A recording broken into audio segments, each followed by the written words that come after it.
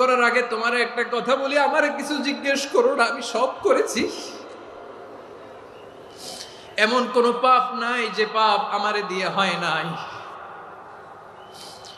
তোমার রহমত দিয়ে তুমি জান্নাতে পাঠাবা, তোমার দয়ায় জান্নাতে যেতে চাই, আমল দিয়ে না। পারবেন বলতে?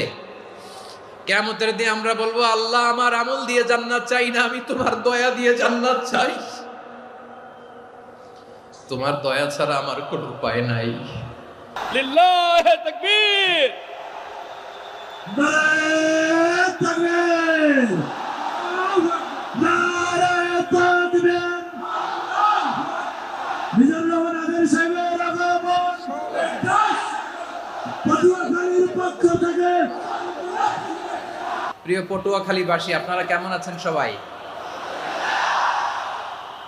আমি তো দেখলাম যে গতকালই এসে আপনারা বসেছিলেন।